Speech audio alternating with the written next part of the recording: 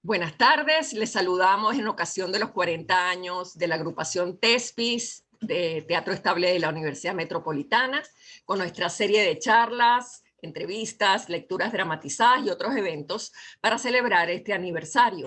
Esta celebración reúne miembros de todas las épocas desde el día 1 hasta octubre del 2021. Mi nombre es Elena Broskowski, miembro fundador de TESPIS. Hoy vamos a tener el placer de conversar con dos grandes aliados del grupo desde sus inicios.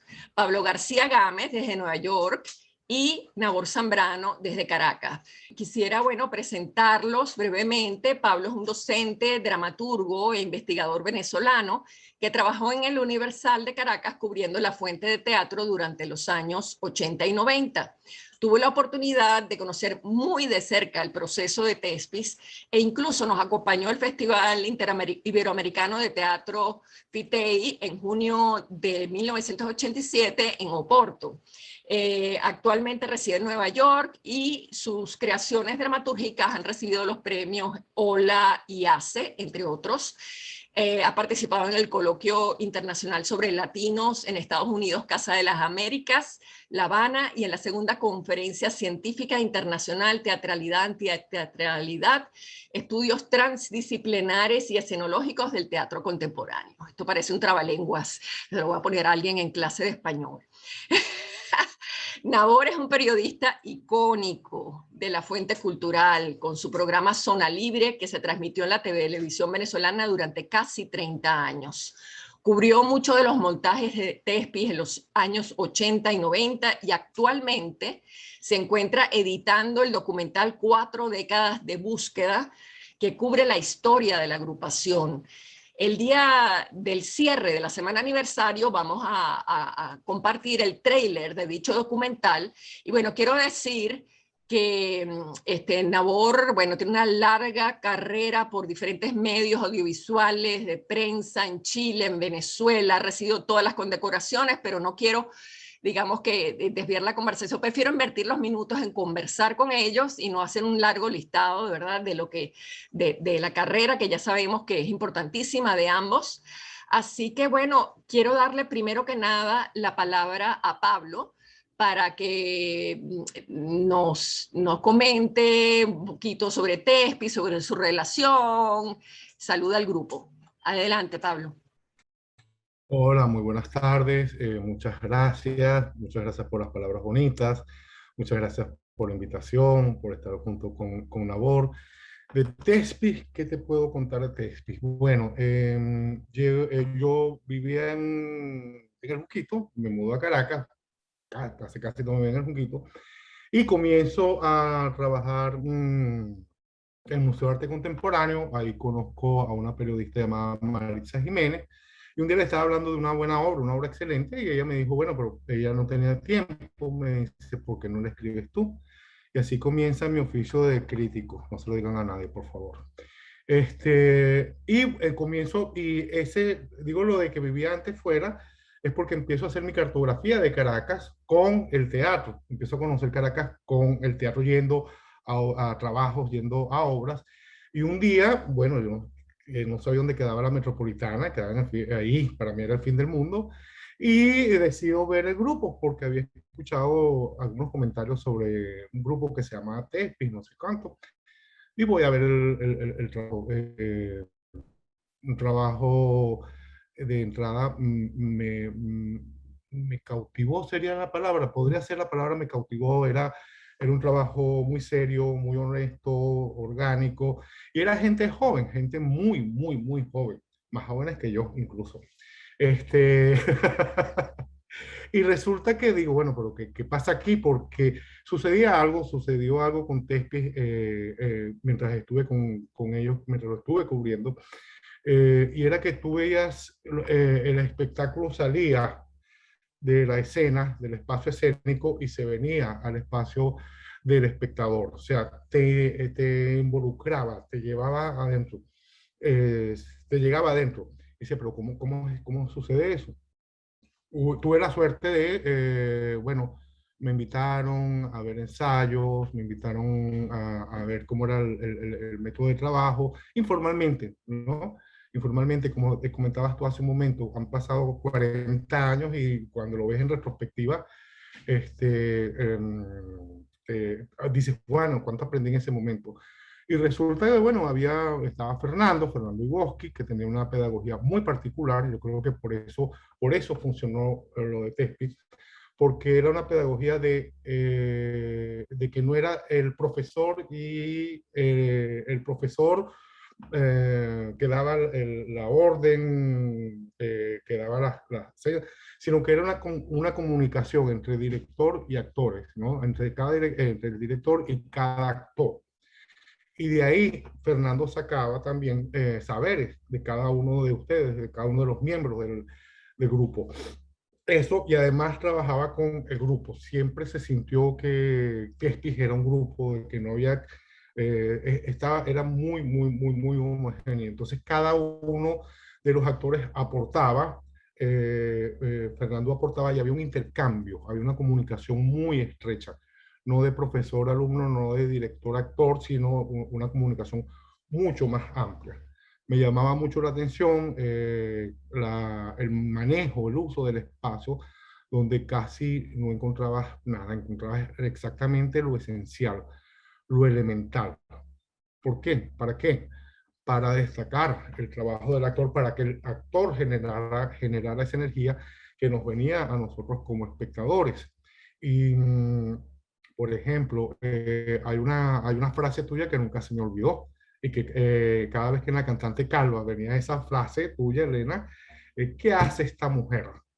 El que hace esta mujer cuando decía esa frase se transformaba Elena en un ser expresionista, ¿ok? Y que la sentías, el que hace esta mujer vibraba todo y así con muchos de los trabajos actorales. Me acuerdo de Alberto, cuando él en la casa recuerda, dice, llueve, escampa, llueve, escampa.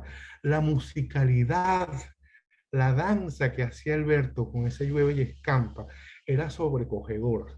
Entonces, lo que quiero decir era eso, que yo encontré a un grupo que además de cubrir su trabajo, me estaba enseñando, porque estaba buscando muchas referencias en libros, y en fuentes bibliográficas, etcétera, pero era otra cosa ver cómo ese señor Iwoski se reunía con los actores y eran unos muchachitos de 20, 22, 24 años y serían todos esos personajes.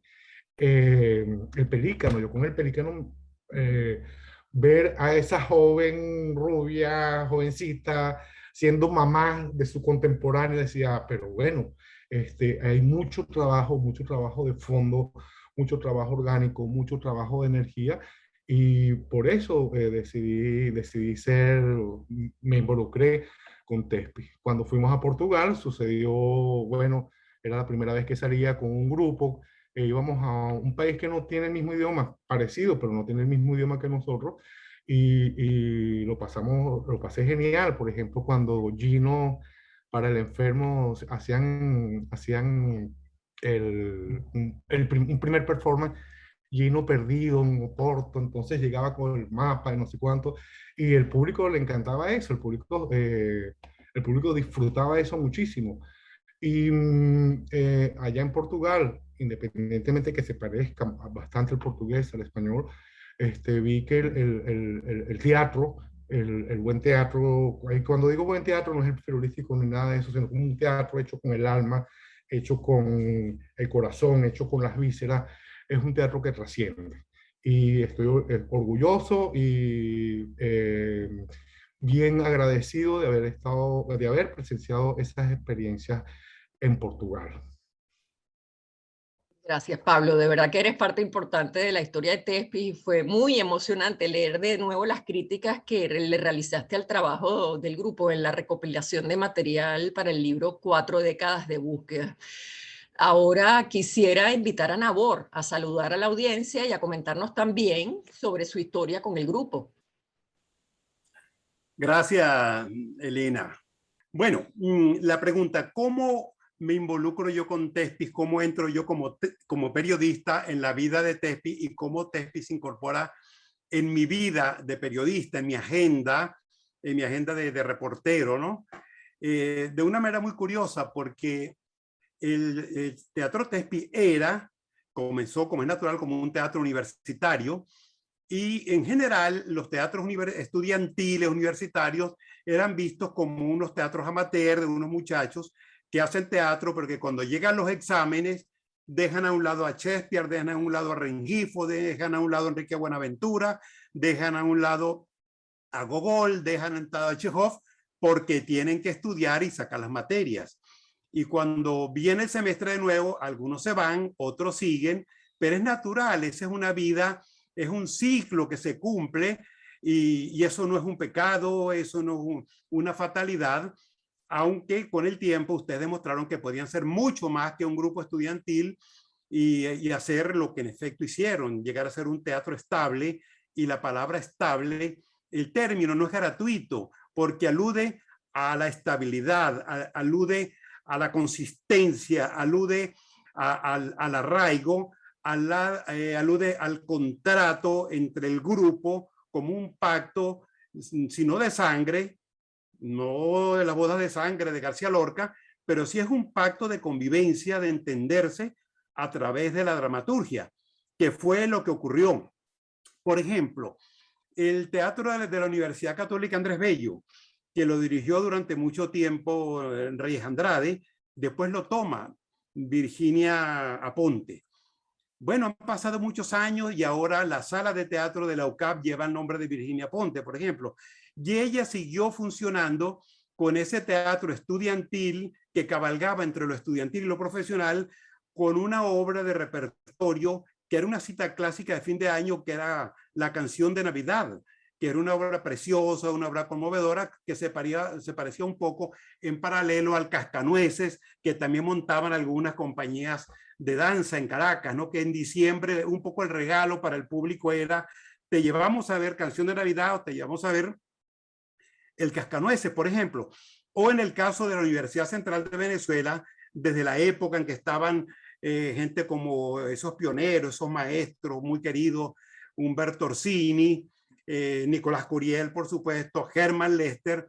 Era un teatro más que era estudiantil y que se regía por la academia, por ese ritmo, por ese palpitar del estudiante, de las huelgas, de los tirapiedras, porque la universidad siempre también se involucró con todas esas cosas conflictivas que ocurrían en el país. Las Tres Gracias era los jueves un escenario, un escenario teatral de violencia, por las quemas de autobuses, por toda aquella cosa que pasaban, y muchos de esos estudiantes pertenecían al teatro.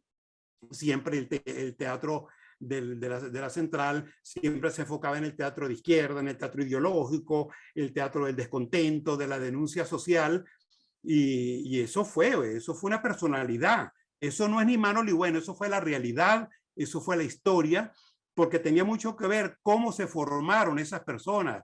Muchos de ellos venían del Partido Comunista. Hermann Lester vivió en Alemania Oriental, la República Democrática Alemana, en aquellos tiempos. Y eso era así. Y el país, esa versatilidad del país dio para todo, dio para todas esas cosas para que la gente se expresara de esa forma. Habían también aquellos teatros universitarios en el interior. Por ejemplo, Armando Gota dirigió el Teatro Universitario de Maracay, que era la facultad de la UCB en Maracay, por ejemplo. Y así se me van en este momento algunos nombres. Algunos institutos pedagógicos tenían elencos teatrales, pero de muy poca monta, de muy poca energía, de muy poca fuerza. La Universidad de Oriente, que tenía los núcleos, porque la UDO tenía núcleos en Anzoátegui, en Nueva Esparta, creo que en Bolívar, y eso hacía que de repente fueran como 5 mini universidades, y no todas tenían teatro, pero el teatro, la UDO, en Puerto La Cruz sí tenía un teatro que montaba obras de Enrique Buenaventura, que aquella famosa obra La Orgía, por ejemplo, ¿no? La obra Cuatro Crímenes, Cuatro Poderes del comisario Mármol León, y que Rodolfo Santana la versionó al teatro, por ejemplo, ¿no? Y por supuesto estaba la ULA, una universidad de un gran prestigio, de una gran historia, y donde estaba nuestro amigo Rómulo Rivas, que aunque él no era de la ULA, pero sí tenía el Teatro de Mérida, y fue siempre una referencia, y una sala de teatro que lleva el nombre de él. Entonces eso era más o menos, muy a grosso modo, ese panorama. Entonces, ¿cómo me involucro yo con ustedes? Porque, perdón, lo que quise decir es que no había una relación muy directa entre esos grupos teatrales y los periodistas. No nos llamaban, no nos decía, mira, aquí está ocurriendo esto, y uno de repente no se enteraba. Uno estaba pendiente del Ateneo, de Rajatabla, del Nuevo Grupo, Horacio Peterson, César Rengifo, las figuras de la época, ¿no? Los festivales internacionales, tanto el de Carlos Jiménez como el de España, allá en Barcelona, Anzoátegui. Entonces uno estaba como quien dice con las fuentes rudas, las fuentes poderosas, ¿no? Que tenían estreno fijo, que tenían una agenda teatral, las salas de teatro de Caracas. Caracas llegó a tener salas desde el 23 de enero hasta los Chaguaramos, el Marqués, arriba cerca del Panteón, en la Candelaria, en todas partes habían salas de teatro. Eso fue una cosa de un florecimiento enorme, bello, de una prosperidad hasta afectiva, porque había un orgullo de que esta era una ciudad pujante, de que la ciudad crecía, las ciudades aparecían y desaparecían edificios. Bueno, aparecían grupos, aparecían salas de teatro, pero también fue la época de la creación de una cantidad de museos, de editoriales, de grupos de danza extraordinarios. Algunos de esos grupos de danza llegaron a mezclar sus actividades con la gente de teatro, como ocurrió con ustedes, por ejemplo. Estamos hablando de los 80, Nabor, ¿no? Estamos hablando de los 80. Claro, eso fue una época, pero ya desde los 70 venía eso, gracias, por supuesto, al aumento colosal de los precios del petróleo, que hizo que parte de ese dineral que le entró al país se diseminara también en el campo cultural. También se da el hecho de que Fernando Iboski, yo lo había visto por allá por el año 75 actuando en una obra de Temístocles López en el Teatro Las Palmas. Creo que era La Tempestad de William Shakespeare. Era una especie de musical, lo protagonizaba el recio actor Adrúbal Meléndez, y después él sacó un disco. Y entonces él no sabía qué hacer para que ese disco se hablara del disco en la prensa. Y Rolando Peña, el príncipe negro, que era un hombre terrible, el enfant terrible de la cultura venezolana, le dijo, mira, vete al Nacional, que ahí hay un carajo que se llama Nabor Zambrano, ese carajo es de pinga, llévale el disco a él. Y dio la casualidad que ambos vivíamos en San Antonio de los Altos, y más de una vez nos veíamos en las paradas de autobuses, los días de parada. Recuerdan que en Caracas había días de parada, y subíamos en el mismo autobús allá haciendo una cola infernal en el Nuevo Circo, y eso hizo que se fuera acrecentando la amistad, y es cuando yo me acerco a Thespis. Y bueno, puedo decir con toda propiedad que Thespis nutrió mi trabajo, que me aportó mucho con su frescura de gente joven, de gente desenfadada, de gente hermosa. Y bueno, me disculpa, Pablo, que debí haberte saludado desde un principio, porque cuando tú llegas al teatro, ya aquí había una camada de críticos, y yo no te llegué a conocer mucho, porque en la época de los 70, que es cuando yo me inicio en el periodismo, los críticos iban todos a todas las obras. Nos veíamos en el hall del teatro y nos veíamos al final, y siempre había unas conversaciones. Con el tiempo, ya la llegada del metro, la ciudad se fue transformando, empezó a haber cambios, y la gente empezó a verse de una manera un poco más dispersa. Mis saludos, Pablo. Gracias, Nabor, cónchale, tú siempre dando tantas anécdotas interesantísimas sobre lo que es la cultura en general y sobre todo los personajes importantes y las épocas. De verdad que otro cronista más.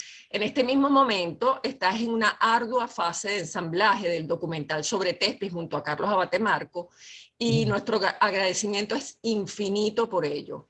Estamos muy agradecidos tanto con Pablo como con Nabor por toda su compañía, su acompañamiento, su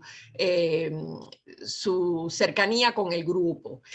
Cuando Thespis comenzó a salir del recinto universitario en el año 83, y a medida que iba destacando en la escena, surgió toda una diatriba en torno al carácter amateur del grupo. Debe ser que algunos grupos se sentían amenazados por nosotros. Esa es mi conclusión. Eran momentos en que existían muchos críticos muy bien formados, pero algunos tenían una visión muy sesgada o prejuiciada por distintos motivos. La prensa escrita era importante. Era la época de los grandes festivales internacionales de teatro de Caracas, en 3 de los cuales, por cierto, participó Tespis. En la televisión, los noticieros y programas como Zona Libre, Close Up, entre otros, promovían las temporadas de los grupos teatrales. Existía un Pedro Berroeta, entre otros intelectuales, que invitaban a personas como Fernando Iboski a su programa. ¿Qué destacarían ustedes de aquella época y de la resonancia de Tespis con El enfermo imaginario, La cantante calva, Final de la partida, entre otras obras? Quisiera darte la palabra, Pablo, a ver qué nos quieres comentar. Bueno, yo viví esa polémica, formé parte de esa polémica, estuve dentro de esa polémica. Y es que, bueno, nosotros, no quiero agredir al país porque es mi país eso, pero nosotros somos, en ocasiones, somos, queremos crear un otro, ¿no? Un otro feo, un otro malo, un otro... Y eso fue lo que pasó en el teatro. Resulta que o había un crítico periodista que, bueno, empezó a sonar Tespis y este crítico periodista dijo que era universitario, que no era profesional, siguiendo los cánones, estos cánones eh, extemporáneos, que no eran profesionales. ¿Y qué es profesional? Y yo todavía tengo muchos años recién cumplidos, ¿y qué es profesional? Y todavía me lo pregunto, porque muy pocas personas, si es por sueldo, muy pocas personas, muy pocos actores ganan para ser profesionales, porque ese era uno de los términos que utilizaban. Entonces, esta persona, este crítico, este periodista, comenzó a hablar de eso. Algo que no, por ejemplo, no se descalificó, porque buscaba descalificar y no sé cuánto, no se descalificó al taller experimental de teatro de la Central. Nunca dijo que eran amateur. Pero eso era duro, duro, duro, salía con mucha frecuencia el carácter amateur de Tespis. Ok, de este lado yo no respondía, pero sí, no respondía directamente, pero sí, mira, un grupo que ensaya como lo que ustedes dicen profesionales, que se presentan ustedes profesionales, que sigue toda una filosofía teatral, ¿no? Y ahí estaba, la discusión. Un día, y esto lo cuento por vez primera, un día vamos a una cosa que se llama la Fiesta de la Cultura en la terraza de lo que era el Ateneo de Caracas. Esas fiestecitas de la cultura se las traían. Y en esa Fiesta de la Cultura estaba lo que en ese momento era el zar del teatro, que era Carlos Jiménez. Entonces estamos ahí hablando, no sé qué, yo me estoy tomando unos traguitos, no sé cuánto, y por ahí creo que por ahí estaba Fernando también. Entonces le digo, bueno, chico, ¿cuál es la que tú tienes agarrada con Tespis? Que yo no tengo nada agarrado con Tespis. Sí, tienes agarrado con Tespis. Entonces me dice, mañana nos encontramos en mi oficina. Fueron los de Tespis, y yo también fui. Y Carlos, hablamos como nos sentamos alrededor de una mesa de conferencia, y Carlos dijo lo siguiente, palabra más, palabra menos. Estaba en la mesa de conferencia, y él dice, suponte que esta es la mesa. Espérate, estos son cigarrillos, déjame taparlos. Suponte que esta es la mesa, y él dice, este es el teatro venezolano, ¿ok? Cada vez que se suba alguien aquí, nosotros vamos a intentar sacarlo. Así funcionamos. Y entonces, la hipótesis que tú acabas de barajar ahorita es la hipótesis correcta, porque era que estaba haciendo ruido, que estaba llevando público, que se estaba presentando en muchos lugares. Me recuerda a otro personaje del ámbito musical. Un trabajo serio, mira, y eso era competencia. Gracias, Pablo. Nabor, ¿y tú qué recuerdas de esa época del enfermo imaginario, la cantante calva, final de la partida, que todas las tres obras las cubriste? ¿Qué nos puedes comentar?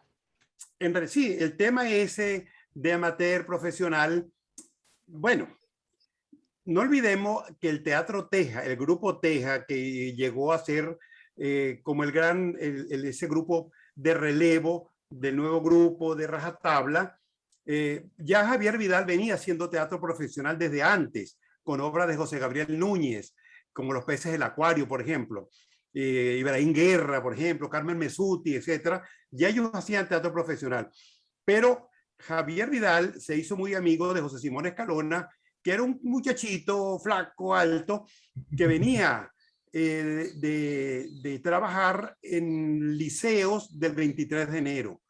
Y cuando José Simón, que además tenía sus propias hermanas, que todas eran actrices, y una es coreógrafo, Angélica Escalona, ellos se van integrando y ellos se reunían en la casa del periodista, ahí en la avenida Andrés Bello, porque estaba cerca del nuevo grupo, allí mismo, la sala Alberto de Paz y Mateos, a media cuadra, una zona pecaminosa, llena de hoteles y chicas de la calle, que yo nunca entiendo por qué esas chicas no inspiraron más de una obra de teatro.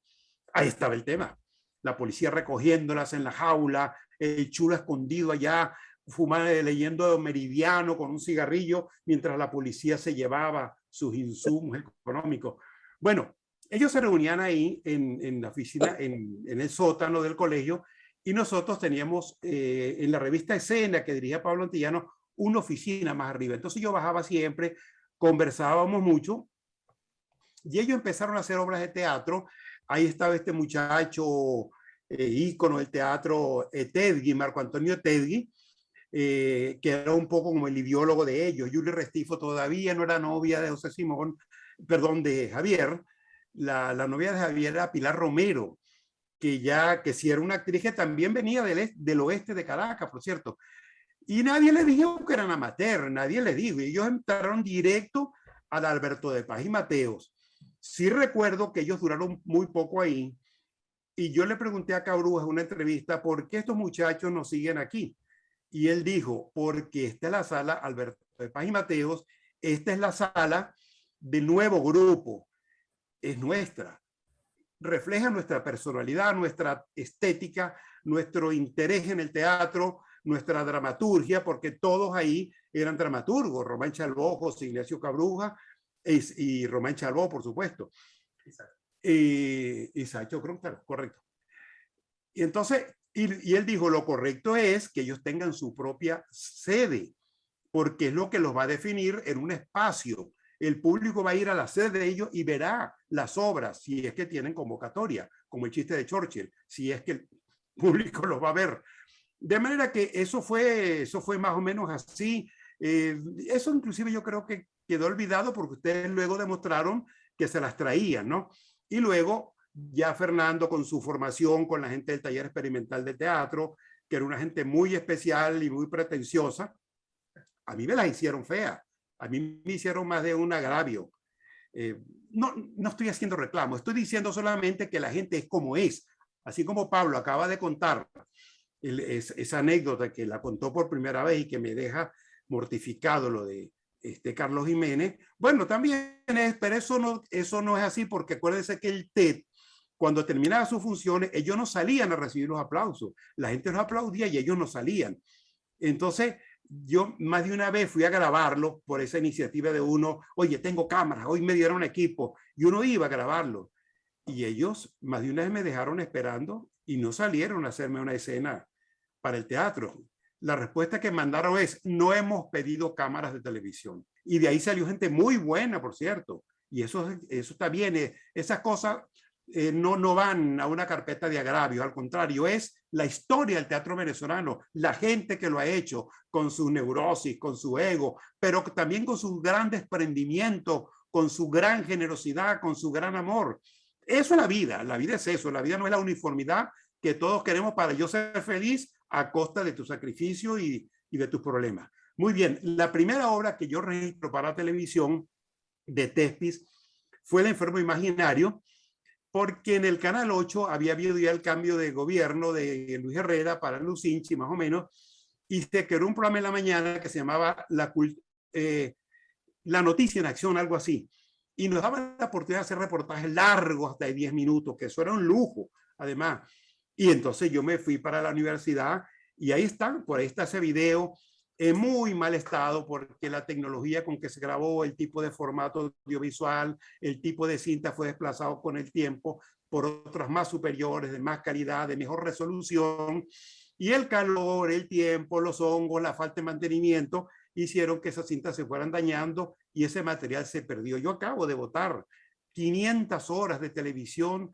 Ahí estaban cosas gloriosas de la cultura venezolana, pero ya eso no se podía salvar. No hay los recursos, no hay las máquinas, ni hay los técnicos que reparen esa máquina, no hay los repuestos para esa máquina, y la Sony y la Hitachi y todos esos japoneses y coreanos ya no la fabrica porque no van a fabricar algo que ya no tiene sentido cuando ahora todo es online. Entonces esa fue mi primera experiencia con ustedes y la recuerdo con mucho afecto porque nos divertimos mucho con ustedes ahí. Ustedes colaboraban porque no siempre el entrevistado se deja entrevistar. Este es un acto, como decía José Ignacio Caruja, este es un acto de amor. Él decía, esto es un acto de amor. El teatro es una cosa absoluta, es definitiva, es la existencia del arte. Bueno, no, pero sí es un acto de amor y uno se enamora de los entrevistados, uno los llega a querer porque uno los ve detrás de la escena, los ve maquillándose, los ve solucionando problemas de última hora, enloquecidos porque ya van a la escena y uno dice, ¿cómo carajo hicieron para salir si el traje no estaba todavía cosido? Si faltaba esto, pues se dio. Y ese es el milagro del teatro. El milagro que salgan y que uno se asombre con ellos y que uno se conmueva y que uno se ría y que uno llore con ellos y que uno salga feliz de aplaudirlos y de celebrarlos. Ese fue mi primer encuentro. Y así fue como cubrimos La Casa de Papel, La Casa Recuerda, perdón, la de Valle Inclán, que creo que se presentó como una Semana Santa, recuerdo yo. La Rosa de yo Papel. Estaba de guardia en La Semana Rosa Santa. de Papel. La Rosa de Papel, perdone. Ay, disculpe, ya que estamos corrigiéndonos, Elenita, ha dicho 2 veces. Zona libre, formato libre. Ah, no, cierto. Es que ha dicho de formato libre. Yo quisiera invitar, porque con lo que tú comentabas de los grupos de teatro, ¿me escuchan, verdad? ¿Me escuchan? Bueno, quería invitar a... Sí, te estamos escuchando. Qué bueno que se está normalizando esto, gracias a Dios. Perfecto. Quisiera invitar a Fernando a comentar, porque nosotros éramos muy disciplinados, se preparaba una casetilla de prensa, o sea, se hacía un trabajo para que llegara a los medios. Eso es todo ¿cómo se llama? Un proceso, ¿verdad? No solamente tienes que actuar, no solamente tienes que hacer todo el montaje y la parte artística, sino tienes que también hacer la parte de comunicación, de cuál es el concepto que quieres hacer llegar, la gacetilla de prensa, enviarla a todos los periódicos. En aquel entonces los avisos eran enormes y había que pagarlos y era caro, había que buscar patrocinantes. Es decir, Fernando, si quieres comentar tu experiencia con los medios y en particular con Nabor y Pablo, por favor. Bueno, yo estoy aquí en la oficina donde trabajo, en esta ciudad de Miami. Yo estoy, en mi pecho no cabe la emoción de tener y compartir en este momento los comentarios de Nabor y de Pablo, porque más que unos críticos, y Pablo inmediatamente puso unas entre comillas en lo de lo crítico, en la afición, esa profesión de crítico, ¿no? Que por lo general se entiende como el que puede devastar, puede acabar con el trabajo del otro. En el caso, de Pablo y Nabor, eso nunca estuvo en el tapete. 2 personas de una calidad humana y de una sensibilidad muy particular, y que, además los hicimos nuestros amigos. Rara simbiosis esta entre un grupo de teatro, un director y la crítica.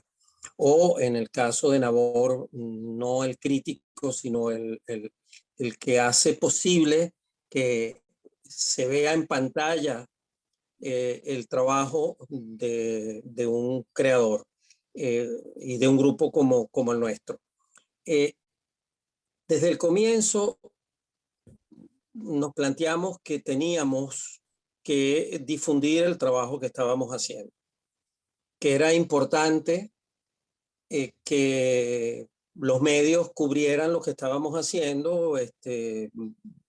Yo mismo redactaba las gacetillas y me iba a la sede del Universal, a la sede del Nacional, a tal cual, ya, bueno, ya muy posteriormente, a Globo, a Últimas Noticias, a El Mundo, porque a mí me parecía, y obviamente me parecía y me sigue pareciendo, que el trabajo debe darse a conocer.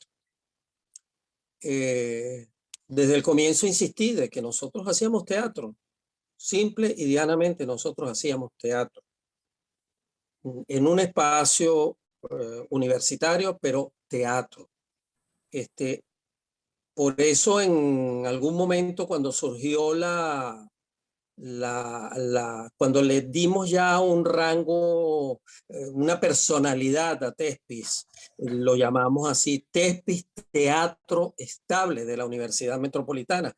Nabor aludió a eso justamente, estable, sí, porque era lo que queríamos ser, un teatro estable, no un grupo de teatro conformado por estudiantes que inscribían un semestre la materia y al semestre después lo retiraban, sino sencillamente un cuerpo, un cuerpo teatral conformado por amantes, por gente con pasión por el teatro.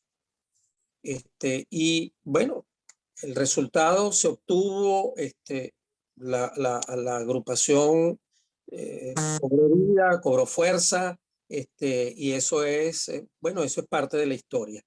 Hubo críticos que jamás tuvieron ninguna simpatía por lo que nosotros hacíamos. Incluso, bueno, tengo que decirlo, y no voy a decir nombres, pero críticos tarifados por los grupos de poder que le hacían incluso saber que no querían que ellos mencionaran a nuestro trabajo en sus críticas y en los medios que ellos cubrían. Entonces, obviamente, pues nada, la naturaleza lleva siempre por una corriente, agarra un curso que pues se va a mostrar. Yo vivo acá en la Florida hoy día y bueno, cuando vienen los huracanes, vienen los huracanes. Es posible que no los, no, bueno, posible no los queremos, no los necesitamos, pero cuando vienen, vienen y se hacen presentes. Entonces yo creo que Tespis en algún momento fue eso, como un viento fuerte, como un huracán que era imposible de ignorar. Yo voy a hacer referencia, ya que hablamos de Carlos Jiménez. Carlos Jiménez fue como espectador, a ver, primero El enfermo imaginario, estuvo en la sala. Yo lo recuerdo claramente porque era una personalidad que cuando hacía presencia, pues había que notarlo. Y Carlos Jiménez fue posteriormente a ver La Casa Recuerda. Y Pablo me llevó a la oficina de Carlos Jiménez cuando Carlos Jiménez, no sé si a solicitud o porque Carlos Jiménez ya tenía un interés particular en el trabajo que estábamos haciendo, pues nos dimos sí ahí, llevado de la mano de Pablo, y en ese momento Carlos Jiménez dijo, palabras más, palabras menos, que Tespis tenía que estar en el teatro venezolano como una pieza importante del teatro venezolano. Y en ese momento también nos insertó como una agrupación representante de Venezuela en el Festival Internacional de Teatro de Caracas. No recuerdo en cuál edición. El séptimo. No, perdón. El séptimo. No, no es el séptimo. Bueno, creo que sí, el séptimo. Digo, los vientos soplaron, se convirtieron en una fuerza donde era imposible dejar de mirarlo. Sin embargo, y no obstante, ese crítico en particular, que era muy aliado de rajatabla y que viajaba con rajatabla a los festivales internacionales, y tengo entendido que lo trataba muy bien, pues jamás tuvo palabras ni críticas ni no críticas respecto del trabajo que nosotros hacíamos. Ahora, sin ninguna atisbo de, como decía Nabor, sin recriminárselo, sencillamente, bueno, esa fue su decisión, pero yo creo que no pudo evitar que el trabajo nuestro tuviese la resonancia que tuvo y la importancia que tuvo en el ámbito teatral venezolano. Gracias, Fernando.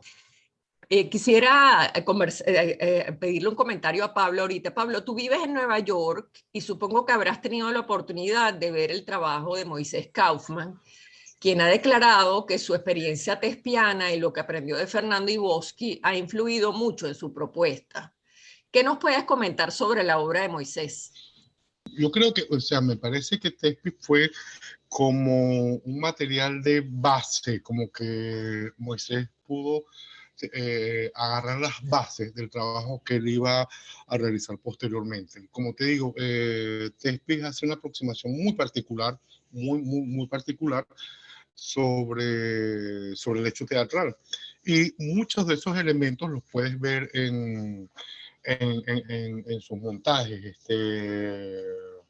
Por ejemplo, él hizo una para la universidad que se llamaba Machinal, y lo que recuerdo de Machinal era el movimiento, la fuerza de los movimientos, esos movimientos que estaban hablando, en Gross Indecency, por ahí también, un manejo del espacio y un manejo del texto y un manejo del actor, que el actor se liberaba.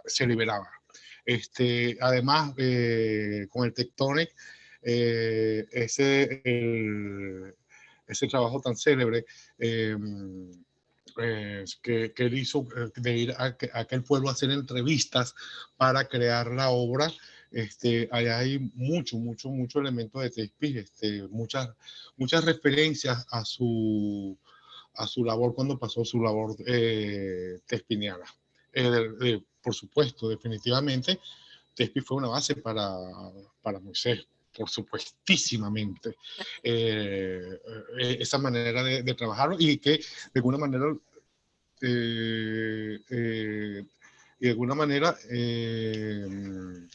él lo continúa, ¿ok? Bajo su lectura. Sí, por cierto que esta tarde vamos a publicar en el canal de YouTube de 40 de Thespis una entrevista a Moisés Kaufman. A partir de las 3 va a estar disponible, sobre su paso por Thespis. En palabras de Carlos Abatemarco, es una masterclass. Nabor, ahora que has trabajado en el documental sobre la historia de Thespis y sin develar demasiado sobre lo que incluye, ¿qué has aprendido sobre el grupo? ¿Ha cambiado en algo tu percepción sobre Thespis? Bueno, un poco como yo decía antes. Mire, antes yo quisiera hacer un pequeño comentario a propósito de lo que dice Fernando. Los periodistas, los críticos, somos útiles, somos necesarios para los artistas, pero somos prescindibles. El artista, cuando es artista, cuando tiene fe, cuando tiene coraje, cuando tiene una determinación de hacer las cosas, el periodista, claro, obviamente, para los efectos de informar, de convocar, de que el lector, el público se entere, desde ese punto de vista es correcto. Pero el artista, cuando es artista, a veces no necesita esas cosas. Pablo Neruda decía, y esto me lo dijo Cabrúas en una entrevista, porque él conoció a Neruda en casa de Miguel Otero Silva, ya en la Quinta Macondo, cuando ahí en la casa de Miguel Otero se reunían muchos intelectuales y cada vez que llegaba una figura importante era recibido y llegaban los intelectuales a conversar con él. Neruda le dijo a Cabrujas, no hay genio en el mundo desconocido. Al final siempre se encuentra. Ramos Sucre pasó décadas olvidado, décadas. Y de repente viene esta gente de José Valle, el poeta Alfredo Silva Estrada, la gente de la revista El Falso Cuaderno, María Fernanda Palacio, y lo rescatan. Y hoy Ramos Sucre es el gran poeta venezolano, ¿no? Es decir, no es el único, está Rafael Cadena, Gervasi, todo eso está bien, pero, sí, no, pero ahí está. Hay de repente vacíos, hay olvidos. Por ejemplo, en Venezuela cuando apareció, en general en América Latina, cuando apareció el famoso boom de la literatura latinoamericana, cuando aparece La Casa Verde, 100 años de soledad, las novelas de Carlos Fuentes, Adriano González León, Guillermo Cabral Infante, José Donoso, aquella cosa, hubo un desprecio hacia la literatura que los precedió. Entonces leer a Rómulo Gallegos era un acto de cursilería, leer a Ciro Alegría era un acto de mediocridad, leer a este escritor colombiano José Eustacio Rivera, el autor de La Vorágine, era un acto de segunda, de maestros de escuela. Y durante muchos años esos autores cayeron en el olvido, en el desprecio, porque si no eras Vargas Llosa, si no eras El Gabo, si no eras Alfredo Varese Echenique, no eras nadie. Y entonces había que escribir como ellos para encantar a los jurados de los premios que daban en Barcelona, España, a la editora Carmen Balcells. Entonces, bueno, y de repente hubo ese vacío. Y años después, la gente volvió a recuperar a Rómulo Gallego, volvió a sentir un orgullo de que ese sigue siendo nuestro gran escritor. Él llegó a ser candidato al premio Nobel, para que ustedes sepan. Y de repente hemos tenido glorias y ni cuenta nos hemos dado. José Rafael Pocaterra, por ejemplo, es un escritor de talla universal. Disculpe que me vaya un poquito del tema, pero esos escritores son teatralizables, ¿no? Como ha ocurrido con algunos. Con poca fortuna, por cierto. Rufino Blanco Fombona es un escritor de primer nivel. Ese tipo era tan bravo que llegó a ser gobernador en provincias de España y de Francia en los años 30.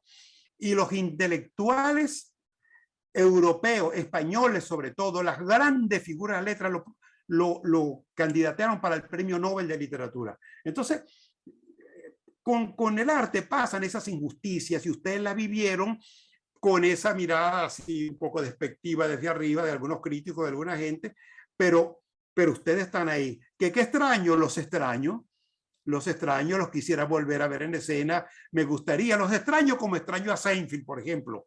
Que la comparación sea exacta o no, ese no es el problema. Hay cosas que a uno lo marcaron y que a uno le siguen gustando. A raíz del documental que estamos haciendo, que vinimos aquí a la casa de Carlos, que es un gran anfitrión y nos ha acompañado con mucho afecto y con espléndido como es él. Bueno, oye, me encuentro con Liz Quintero, me encuentro con Consuelo González. Oye, y ha sido tan grato con Armando Llanes, nos volvemos a ver. Y luego en el Zoom aparecieron. Y cuando yo veo las caras de ellos originales, cómo son ahora, veo cómo han cambiado. Uno dice, Dios mío, esta es la vida, esta es la metamorfosis. Mire cómo la vida nos cambia, pero también nosotros cambiamos la vida, porque de alguna forma ustedes han incidido en mucha gente. Muchos no los dirán, pero cuando se han hecho los Zoom con los nuevos muchachos de Tespis, que va a estar en el documental de la gente de Rosa Hernández, que es quien toma el testigo, ¿qué es lo que dicen ellos? Ellos llegan a Tespis porque vieron a Tespis, porque ya sabían de Tespis. Algo llegaron a ver, pero si no lo vieron ellos, lo vieron sus hermanos mayores, sus papás, y les hablaron de eso. De manera que esa es la continuidad, ese es el ADN que está presente. Y luego están esas corrientes internas que hace que la gente sepa de cosas, maneje cosas sin haberlas oído. A uno no tienen que decirle que tal cosa es así, está en el ambiente, así como el aire, como la contaminación, pero también con esa pureza que da el tiempo, que hace que, por ejemplo, los incendios que matan animales, destruyen la naturaleza, unas manos criminales provocan esos incendios, pero luego viene una purificación, como ocurrió, por ejemplo, con Vargas, cuando el deslave, gente muerta, tengo amigos que murieron ahí. Un actor, por cierto, murió allí, aplastado en el lodo, el actor Jorge Tuero, aquel actor comediante. Bueno, y después pasa aquello, y esa ley tan dura como pasa con las guerras, la gente dice, mire cómo cambió esto. Si me permiten, quiero poner este pequeño ejemplo. García Márquez, cuando llega a Bogotá, lo narra en su libro Vivir para contarla, él no tenía dinero y tuvo que empeñar su máquina de escribir a una tienda de ayotista, pues. Y con el dinero él podía vivir, pero él pasaba siempre en Bogotá caminando y veía su máquina de escribir ahí en la vitrina, gracias, en la vitrina. Lo que pasa es que ya uno no va a los centros comerciales y a uno se le olvidó la palabra vitrina. Y él veía su máquina y entraba y le decía al dueño, no me la vaya a vender. Yo vengo por esa máquina porque era la máquina que le iba a dar, donde él iba a escribir sus libros, donde se iba a hacer famoso. Y era su maquinita que ya tenía sus dedos marcados, las teclas hundidas, una más que otra, porque hay letras que se usan poco y hay letras que se usan más, y es la que más golpe recibía con el dedo. Y en eso vino el Bogotazo, asesinan a Gaitán, la ciudad arde, la gente enardecida destruye la ciudad, y él estaba allí, en el Caracazo, y él huye con la gente, con la multitud que corre, hay tiros, hay violencia, bombas lacrimógenas, gente aplastada, que la gente le pasa por encima y mueren debajo de los zapatos y los tacones de la gente que corría. Bueno, y de repente él va corriendo y alcanza a ver entre el humo y la llama del alrededor la máquina de escribir que estaba ahí. Bueno, eso pasa con el arte. Uno de repente se consigue un catálogo, una información vieja y dice, pero ¿cómo si yo estuve aquí? Yo participé con esta gente. A veces que uno ve el cine y uno ve un actor y dice, pero ¿cómo yo conozco a ese tipo? Yo estuve con Orangel con Charlton Heston, por ejemplo, ¿no? Y conocí a Vivi Anderson, por ejemplo, ¿no? En unos festivales de teatro, y uno ve a Vivi Anderson, una película de Bergman, y dice, yo conocí a esa catira. Bueno, así pasa con Thespis. Dice, pues yo vi esa obra, yo vi la lección, yo vi ese Ionesco tan particular, yo me divertí con los dos bomberos, Carlos y el otro muchacho. Y así, bueno. Sebastián Sino. Correcto. Y eso a uno lo alimenta. Esa es la vida, esa es la sal de la vida. Y eso es lo que hace que uno tenga un asidero en la existencia, que hace que la vida sea más hermosa y menos dolorosa de lo que nos ha tocado. No, creo que no respondí. Qué maravilla que hay algunas personas celebrando tu verbo, Nabor. No sé si Alberto Aristelleta quiere comentar algo. Alberto, desde Valencia, España. Estoy en la calle.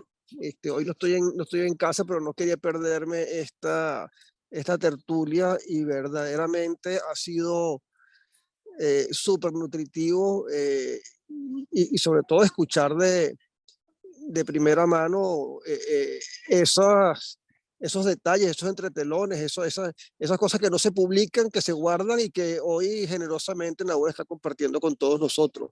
Yo estoy acá disfrutando de este intercambio y disfrutando de esas experiencias.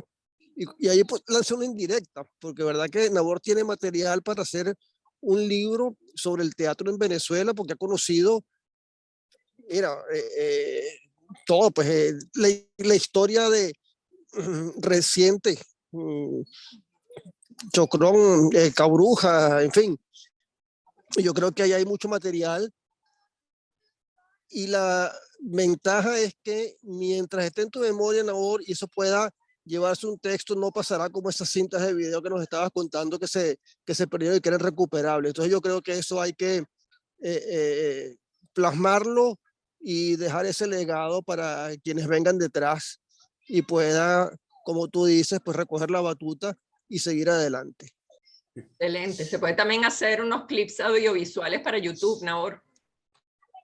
Se podría, mira, tú sabes que yo quisiera decir algo, Alberto, un placer conocerte o reconocerte, volvernos a ver, porque eso es algo que no te lo puedo decir aquí porque es muy delicado, pero usted y yo tenemos un vínculo que usted no conoce y es un vínculo muy interesante, ¿no? El tío tuyo, que era médico, que fue embajador en Adolfo, claro. Adolfo, era mi médico, mi homeópata ahí en Ah, ¿cómo va a Caurimar. ser? ¿Cómo Sí, no? grande, Me curó oye. mis gripes, me curó. Yo tenía unas gripes terribles que me daban, no, gripes que me tiraban un mes en la cama. Pero esa no es la anécdota. Algún día te la contaré porque es algo que nos involucra.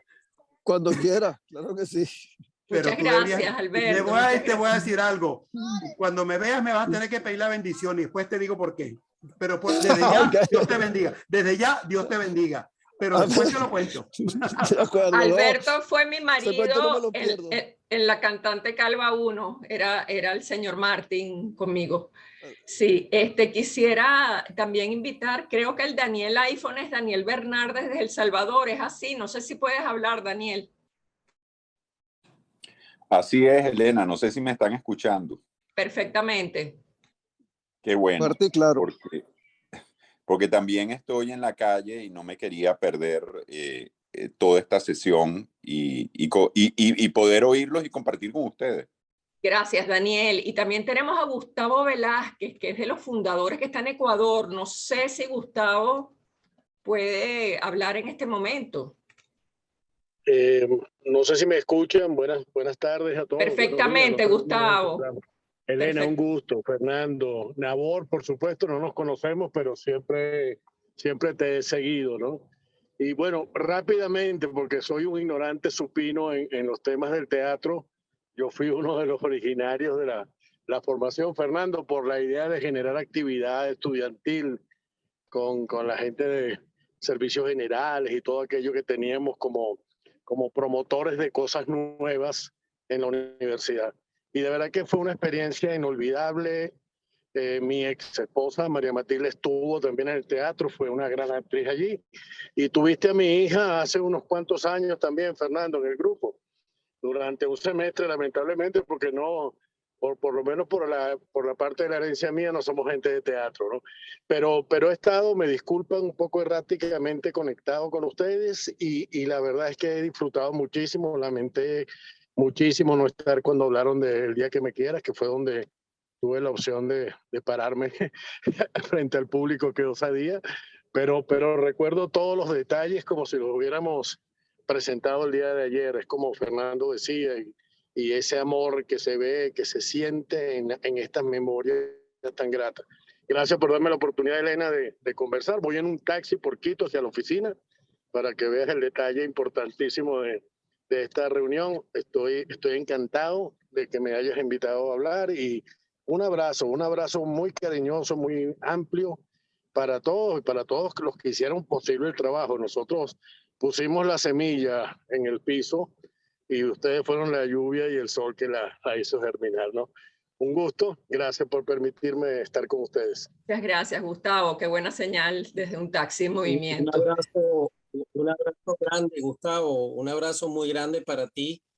Y sí, tu hija pasó por las aulas, no, por la sala TESPI con una electiva y para mí fue gratísimo tenerla ahí, porque bueno, eso además comprueba que de generación en generación se van pasando esta sensibilidad y este gusto por el arte.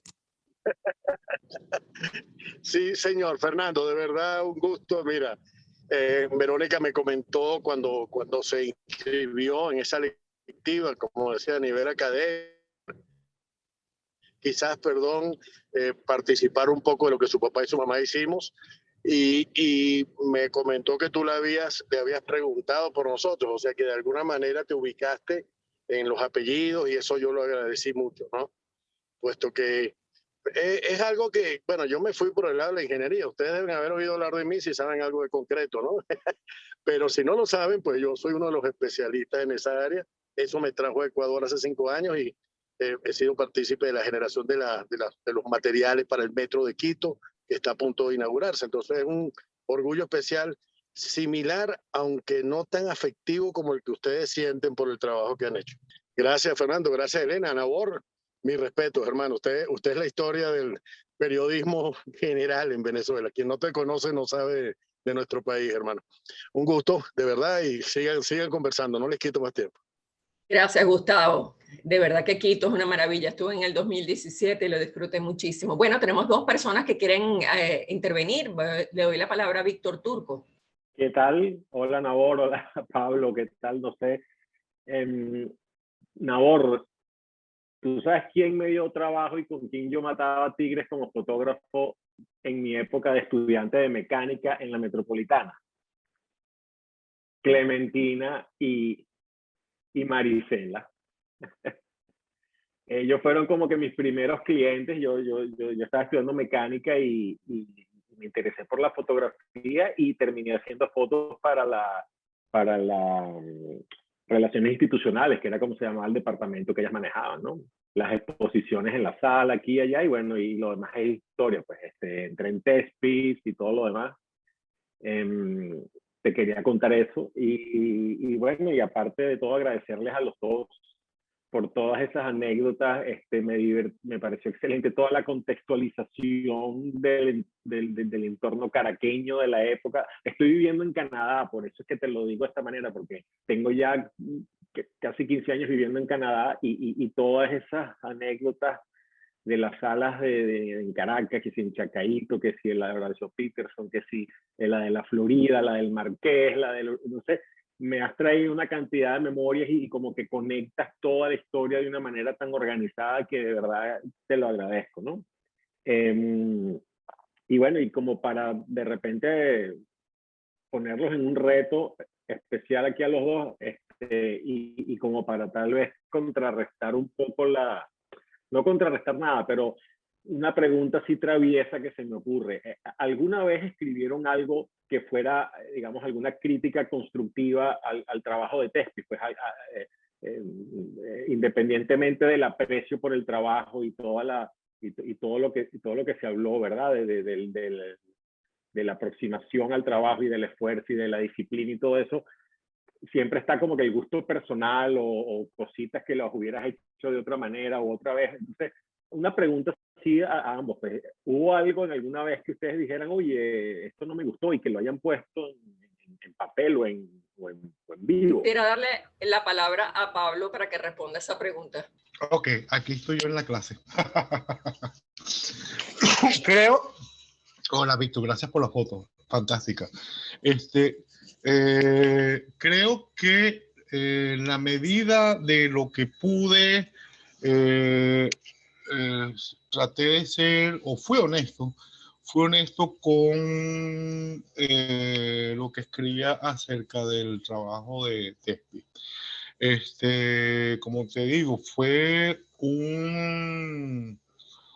como, bueno, qué bueno que existe este grupo, porque estas son las obras, esta es la propuesta que yo quiero ver. Y bueno, ahí traté, y no sé, estábamos como si hubiese tenido que escoger un grupo en Caracas por afinidad, porque me hubieran dicho, nada más tienes que ver un grupo, yo habría escogido Tespis por la afinidad tan grande que había. Esa es mi respuesta. Muchas gracias, Pablo. También quiero darle la palabra a Armando Llanes, quien quiere intervenir. Bueno, buenas tardes nuevamente a todos. Saludar a Pablo y a Nabor, y considerando que lo que hemos vivido es irrepetible, con los contratiempos de las conexiones y demás. Tengo aquí 2 citas. Una es de el pensador búlgaro que escribió en lengua alemana, premio Nobel de Literatura en el año 81, Elias Canetti, y dice: odio los juicios que solo aplastan y no transforman. Voy por allí con Pablo. ¿Cómo no entender a Pablo cuando le empieza a hacer una gestual de las comillas, de tantas cosas, bien expuesto por ellos, compartido por todos, esas anécdotas cada vez más enriquecedoras, porque vivimos eso y todavía, lamentablemente, yo creo que siempre va a estar así, esa situación del supuesto crítico. Esto me viene a la mente a la profesora, colega muy querida, Lola Ferrer. Y Lola le decía a los muchachos cuando se ponían muy impertinentes, una vez me invitó para que asesorara con los aspectos no solo de espacio, sino una musicalidad para el espacio. Y Lola decía: pero mira, ven acá, chico, pero ¿dónde están tus críticas? Maldita sea, ¿dónde carajo están tus críticas? ¿Dónde te han escrito a ti de ti? Y así le decía todo. Y los muchachos los recuerdan, incluso algunos que ya están trabajando conmigo a nivel profesional. Ojo, dejamos eso y eso es Lola. Y hay mucha, y voy con la otra cita, de Miguel Reyán, un reconocido actor español, que dice: esta sociedad tiene mucho de estúpida, banal, ruidosa y frívola. Y vamos también empatando con lo que se ha dicho de Nabor. O sea, nadie, yo decía en estos días que nadie va a poder comprender, incluso un investigador o un grupo de investigadores, este proceso de Thespis. Cada intervención ha sido un deleite, no solo escucharnos, sentir el privilegio, recrearnos nosotros con eso que hemos vivido, sino también desde el punto de vista que es inexplicable. En los momentos contemporáneos existe más de esto, más de lo ruidoso, de lo necio, de lo banal. O sea, es terrible. Y entonces ir orientando, como hizo en su tiempo Fernando con este grupo de personas, definitivamente ahí está el legado. Pero gracias, Pablo, gracias, Nabor, esto se pudiese extender más. No me voy a ir como comentaron los dos. O sea, ¿qué vamos a hacer con ir metiendo el dedo en la llaga que ya conocemos? O sea, hay que seguir más bien con esto. Elena hoy asomó algo de que Thespis también de alguna manera con todo esto ha hecho cátedra, y que a futuro pudiésemos hacer algún tipo de material así. Y la tecnología parece que nos ayuda. Desde el punto de vista de conexiones, ya no hay que trasladarse, que haya un palo de agua, ya sé que te imaginas toda esa gente trasladándose para una sala. Insistimos que el teatro es único, el teatro es un fenómeno que está allí de 5 elementos: emisor, receptor, es un espacio y tiempo común de ese discurso. Esa fórmula jamás la vamos a poder cambiar, pero esto ayuda mucho y sobre todo a alimentar la hechura y el juicio de una cantidad de esperpentos, vamos a decirlo por ahí, por el lenguaje de Valle Inclán, que hoy en día rondan esto y es un desastre. No hay respeto por nada, ellos son ellos nada más, y hacen encuentros y festivales, y ellos son los que deciden: este grupo va, este grupo no. O sea, yo insisto con los muchachos, tanto como docentes o bien sea un grupo, o sea, ustedes ni media, no le paren a eso. Y vean ahora, por eso hemos promovido mucho esto de los 40 años de Thespis, y qué ha dado Thespis para Venezuela y el mundo. Gracias, se les quiere a los dos. Muchas gracias, Armando. Pablo perdió la palabra de nuevo y luego se la doy a Nabor también. No sé, o sea, se tocó algo sobre la crítica, y a mí me parece importante, ¿no? O sea, me parece que hay que hacer una reflexión de la crítica en general. Yo pienso que la crítica en esos 80 estaba, en esos 90, en esos 2000, la crítica estaba, tenía como una función como muy estricta, como muy restringida, ¿no? Lo que teníamos que hacer. Por eso es que a veces me distancio y digo: ay, Dios mío, yo fui valiente, porque era algo muy rígido, y a veces era algo muy subjetivo. Yo pienso que la crítica tiene que relacionarse.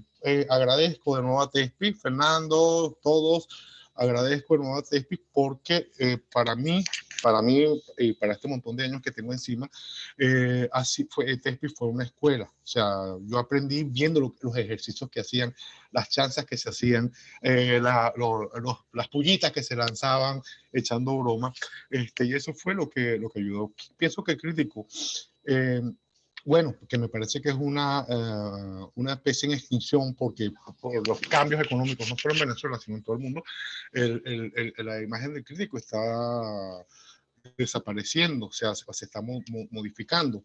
Y ahorita, ya estoy corrigiendo el trabajo, ahorita creo que hay una escasez de medios, creo que hay críticos, pero no hay medios. Y yo no sé si estar triste o estar contento, porque lo de la crítica se ha definido, pienso que conceptualmente se ha definido poco. O sea, se hicieron intentos en RAS, llegué a RAS, ay Dios mío, qué bien, RAS, Leonardo, hicieron intentos de formular un corpus crítico, pero había muchísima rigidez, y el crítico se consideraba un artista. El crítico se consideraba un artista, y puede ser un artista, pero si sigue esa línea del montaje, que sigue receptor e intérprete de ese montaje. Pienso que hay que hacer una revisión sobre lo que es la crítica, lo que fue y lo que es ahora. Y ya, eso es todo. Muchas gracias, Pablo. Nabor. Bueno, voy a hacer un esfuercito por no hablar tanto, porque es que a mí se me va la lengua y me cuesta.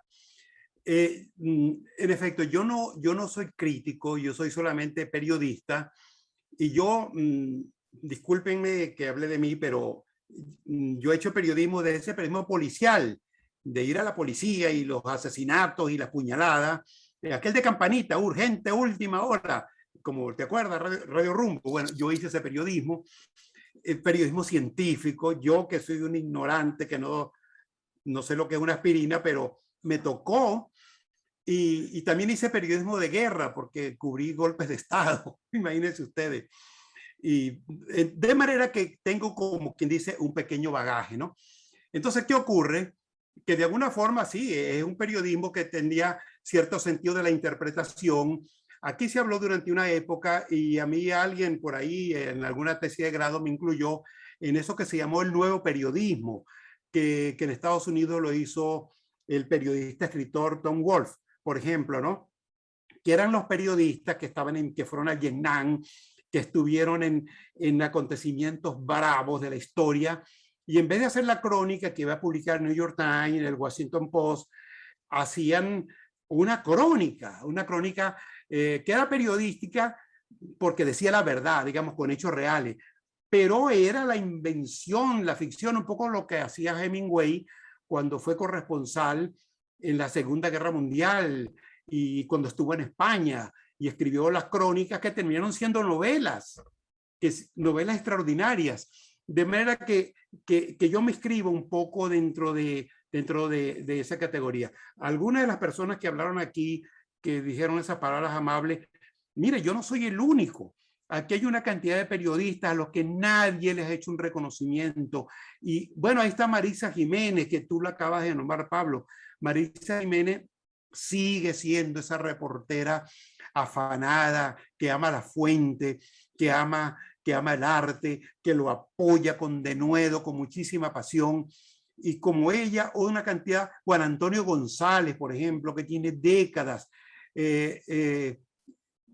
Lo que pasa es que aquí en el periodismo ha ocurrido lo que ocurre en general en todas las áreas. Ustedes que son profesionales en diversas áreas y llegan a una empresa y van ascendiendo y son supervisores, subgerentes, gerentes, vicepresidentes, pues en el periodismo pasaba lo mismo. Siempre alguien decía, tú sigues de reportero, o sea, tú no has ascendido a jefe de página, no has ascendido a jefe de cuerpo, ¿cuándo te nombrarán su director de periódico? Entonces, en el periodismo se asciende como se asciende en el mundo militar, de teniente llegas a general, como en el mundo diplomático, de tercer secretario llegas a embajador. Esas son cosas que se hacen en 30 años, de echarle bola, y perdóneme la expresión, de fajarse con rigor, con mucha disciplina. Entonces a mí, por ejemplo, a mí me gustó ser el periodista de base. Y lo que estoy haciendo ahorita con el documental de Tespi, con el invaluable apoyo de Carlos, que gracias a él el documental va a salir bueno, porque él conoce lo que yo no conozco. Y me corrige esta foto, por qué es importante, por qué esto prela sobre lo otro. Él me está dando ese gran apoyo. Pero esto es un trabajo de reportero que estoy haciendo yo. Yo estoy a esta edad, a los 72 años reporteando. Y miren que lo disfruto, miren que lo gozo. Nabor, disculpa que te interrumpa, pero Carlos Durán de hace rato quiere intervenir y está quedándose sin batería. Entonces le voy a dar la palabra. Qué pena interrumpir nada más y nada menos que a Nabor en sus extraordinarias narraciones, ¿no? Tuve que salir, por eso el apuro y cargo 3% de batería. Simplemente, bueno, primero que nada, saludar a Pablo, tantos años, Pablo. Pablo fue un gran crítico, o lo sigue siendo, me imagino. Sé que eres un gran escritor ahora. No sé si estás trabajando con crítica todavía, pero te recuerdo como una persona muy justa, muy asertiva en tus opiniones, en tus comentarios, en tus críticas hacia nosotros. Siempre tuve la sensación que nunca nos regalaste nada. Creo que no se le escucha a Carlos. Carlos, estás caminando y perdiste la... No se te escucha. Bueno, déjame darle la palabra un momentico a Gustavo Nabor, que también quería hacer algo, y después te doy la palabra a ti. Sí, Elena, gracias. Mira, Nabor, qué pena tomar tu tiempo de esa hermosa explicación que estabas dando, que siento que se originó en algo que yo dije, ¿no? No quiero dejar por fuera a Pablo, a Armando, a ninguno de los que están en mi pantalla de mi teléfono. Solo puedo ver en este momento a Pablo, a ti, y yo mismo, pues, y Fernando y Bosque, que tiene la pantalla apagada. Entonces, no pretendí decir que eras el único, Nabor, que quise decir que en mi ignorancia eres el único a quien recuerdo con cariño, ¿no? Porque sé que estuviste acompañando al grupo durante muchísimo tiempo y fuiste un estímulo indirecto soberbio. Fernando lo puede decir por mí. Quería disculparme, me tengo que retirar, ya estoy en oficina, ya no puedo usar mi tiempo libre, entonces voy a hacer mutis amablemente despidiéndome. No quise hacerlo a la izquierda como siempre uno hace. Y un último comentario con relación a Elena. Alberto fue tu esposo en La Cantante Calva en la primera vez, pero si Pío Miranda no se hubiera vuelto loco, hubiera sido mi esposa en El Día que me quiera. Ay, gracias. Gracias, qué bonito, Gustavo. No, pues, no pude dejar de decirlo porque me dio envidia con esa escena con la bandera rusa, como polaca que soy, la verdad que me costó, pero la hice. Pero la hiciste y fue gloriosa. Ya yo había hecho mutis por la izquierda. De verdad que los recuerdo mucho, los quiero mucho, Nabor, Pablo, Armando, Carlos, todos. Un placer enorme haber participado de este ratito con ustedes. Voy a lo que me ocupa y sigan disfrutando, que se lo merecen. Gracias, un saludo Gustavo. enorme. Gracias, Gustavo. Hasta luego. Un abrazo. Gracias, chao. Nabor, te devuelvo la palabra. Creo que a Carlos se le estaba acabando la pila y eso fue lo que pasó. No, está bien. Sí, fíjese.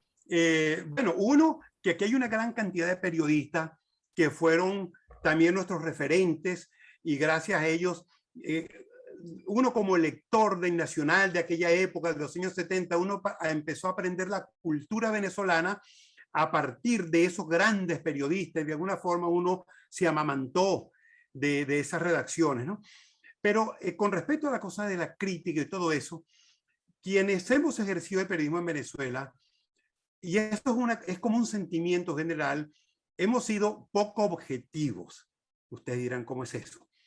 Un periodista político que va a cubrir la fuente y está el presidente, el jefe del partido, él no va a decir que ese presidente tiene una mirada azulada, su mirada crisolada, cuando dijo, aumentaremos el subsidio a la agricultura. Y el viceministro, con una mirada tierna, dijo, sí. Ese tipo de cosas no existen. En cambio, en la cultura uno se puede darle el lujo de decirle a un hombre que es bello, ¿no? Y nadie va a decir, ¿qué le pasa a este? Bueno, siempre hay alguien que lo dice. Por ejemplo, don Fernando Paz Castillo, el gran poeta de la generación del 18, una figura recia de la poesía, y él mismo era un hombre recio, alto, bien parecido, un hombre muy guapo, y uno hablaba de él, y uno hablaba de esa mirada hermosa, porque era la mirada reposada de los años que vivió experiencia, uno podía hacer lujo. Entonces, de ese punto de vista, por ejemplo, la noticia es, el gobierno le recortó el presupuesto al teatro. Esa es la noticia. Y uno dice que el gobierno le quitó los reales a la cultura. Entonces, una entrevista a la gente de teatro, de la cultura, donde ellos dicen, sí, eso significa que no podemos hacer tales planes, que no va al festival, que no estrenaremos obras musicales, que cerraremos la sala. Esa es la noticia. Pero el periodista de arte se involucra tanto con la cosa artística que pierde el sentido de la objetividad y casi poco más o menos le dice a ese ministro, usted es un imbécil, usted sabe lo que está haciendo, usted es un facho, ¿cómo se le ocurre recortarle el presupuesto a la cultura? Y uno lo encara. ¿Por qué? Porque uno sabe lo que le cuesta a la gente de la cultura hacer sus cosas. La gente de la cultura son todos unos limpios. Aún los que tienen plata artísticamente son los más pobres de su familia. Por ejemplo, yo recuerdo una vez que Eduardo Marturé, cuando empezó a dirigir, la gente decía, claro, es un niño rico. Momentico, será muy rico. Pero 100 músicos de la Sinfónica no tocan lo que el hombre les dice con la batuta si el hombre no se hace respetar y les dice, yo sé dirigir. Yo pertenezco a la escuela de Stokowski, yo pertenezco a la escuela de von Karajan, yo pertenezco a la escuela de Furtwängler. Me explico, es decir, tienes que tener con qué, tienes que tenerlo. Y la gente de la cultura en general la tienen. Y por eso Venezuela tiene un hermoso repertorio, un listado como el libro gordo de Petete, como la guía telefónica, ¿la recuerdan? De la A a la Z, desde el abuelo Andrés Bello, Juan Pedro López, que fue un gran ebanista, hasta ahorita, a estos muchachos que están ahorita, Rosanita, que está dirigiendo, y esos jóvenes artistas de ahora, esos caben en una guía telefónica y todos tuvieron un gran accionar, todos dejaron obra, todos la están construyendo a partir, inclusive esos rebeldes, esos que hablan del quiebre. No, no hay quiebre, todo está inventado, todos vienen de los griegos, todos vienen de lo africano, de lo mejor de África, hasta del dolor de África, de la esclavitud, todo viene ahí porque todo está concatenado. Entonces, por eso los periodistas de arte no hemos sido unos coños de madre con los artistas, porque uno sabe lo que les cuesta abrir el telón, uno sabe lo que cuesta editar un libro, uno sabe el sacrificio de hacer una exposición, la curaduría, el catálogo, el folleto, el cóctel, la prensa, y uno tiene que de una forma se siente como obligado a apoyar aquello, tal vez porque por ser un país tercermundista y al no haber una tradición recia como si la hay en Chile, con grupos de teatro estables en Argentina, en Europa, con obras que duran hasta 10 años en cartelera, porque existe la profesión, existe el oficio y existe el público que respalda eso. Bueno, a esos tú les puedes decir lo que les dé la gana, porque tienen el cuero para eso. En Venezuela es como una cosa injusta, porque uno dice, esta gente está luchando muy duro, pero por supuesto, primero me tiene que convencer.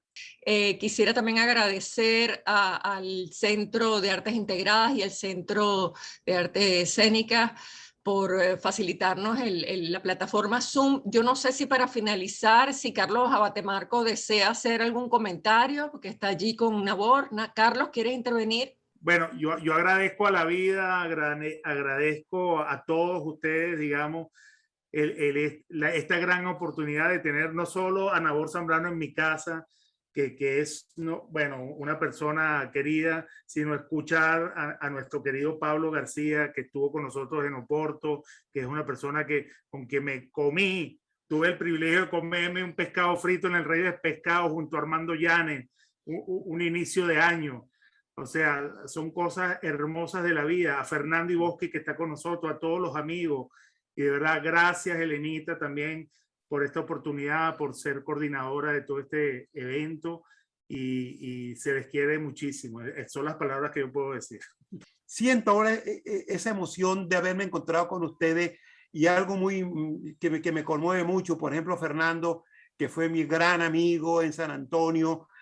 Allá nacieron nuestros hijos, yo vi crecer a sus niñas Y bueno, la familia de él fue mi amiga, fue mi familia. De hecho, yo le vendí mi apartamento a un hermano de él que dolorosamente falleció ahora 3 semanas en Barquisimeto, Agustín, para que vean lo vinculados que hemos estado. Vivimos momentos muy lindos allá en la neblina de San Antonio. Fernando me regaló un perro, un pastor belga, que era una bestia, un animal terrible, amoroso, pero un perro rudo, parecía un bulldozer. Bueno, ese perro volvió loco a los vecinos míos en Caracas, donde mi suegra. Gracias por haberme dado ese afecto que me han dado. Créeme que me tiene muy, muy conmovido. Fernando, queremos oírte.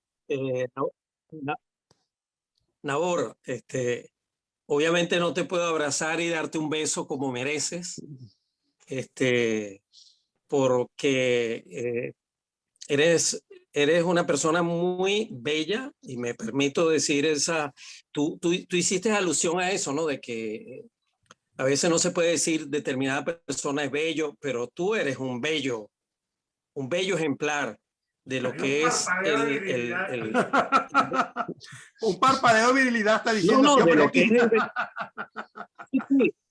sí, pero a Carlos también le gusta darle besos y reconocer la belleza en las personas, aunque sean de su propio sexo, de su mismo sexo. Nabor, no sabes la dicha, el placer de escucharte además de escuchar toda esa, de escuchar a una persona tan inteligente, tan documentado, tan estudioso del arte en general. O sea, hablas de la pintura con una capacidad y una memoria tremenda, hablas de la literatura, el boom latinoamericano, escritores como Vargas Llosa, como hace referencia al maestro de la literatura, el gran Rómulo Gallegos, que de verdad en determinado momento puede ser como eso, como de modé, como el escritor costumbrista, como el hombre que no, y que tiene tanto todavía que enseñarle al venezolano de lo que es ser venezolano, de lo que es la venezolanidad, de lo que es ser, lo que significa tener raigambre, ahí raíces. Bueno, conmovedor, enriquecedor. Yo vivo en Miami y al lado de lo que fue Caracas en los años 70, 80, todo ese movimiento al cual tú hiciste referencia, cómo las artes plásticas florecieron, surgieron los museos, surgieron los teatros, cómo empezamos a poblarnos de agrupaciones de danza de primer mundo, de primera calidad, como Danza Hoy, la gente de Corioarte, Ercilia López. Y tristemente, ver desde acá a distancia que ya no formo parte de ese riquísimo universo. Y que estoy en una ciudad que, bueno, que es una colcha de retazo, ¿no? Son pequeñas ciudades que se fueron uniendo y que conforman este Miami, que no tiene realmente un cuerpo, una identidad. Aquí la identidad te la da la cercanía con el mar, las discotecas, los clubes, los que llaman aquí los gogó, que es para ir a ver a las chicas desnudarse. Pero caramba, o sea, lo que tuvimos nosotros en Venezuela, el circuito de teatro que teníamos, la Cinemateca Nacional, ir a ver en la Cinemateca Nacional al mejor cine del mundo. Bueno, nosotros éramos ricos, realmente éramos ricos. Y bueno, ¿habrá posibilidades de rescatar todo eso? Bueno, pienso que en la memoria de alguien como tú es rescatable. Por lo menos para que quede en constancia de que eso nos sucedió en algún momento de esa Caracas luminosa, de esa Caracas a la que todo visitante adoraba, la Caracas, la Caracas viva, la Caracas de un movimiento y de un tránsito. Recuerdo salir de un teatro, ir al otro teatro, salir de un teatro, ir a ver una película, salir de la película, ir a un restaurante, a compartir con los amigos, caminar la ciudad. Aquí no se camina, por ejemplo. Aquí la ciudad no se camina porque no hay donde caminar.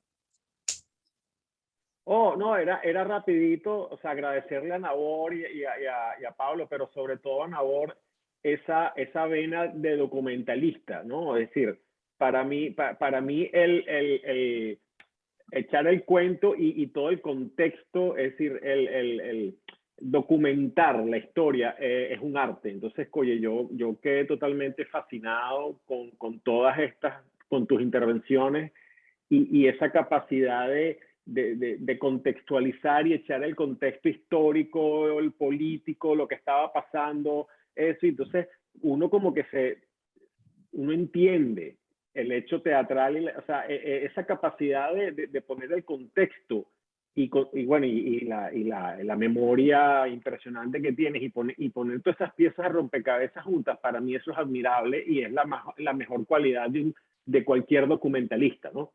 Y como espectador. Entonces, quería solo decirte que yo estuve yo trabajé en documentales y tal como fotógrafo. Entonces, el hecho de echar el cuento y documentar la historia, oye, es muy loable.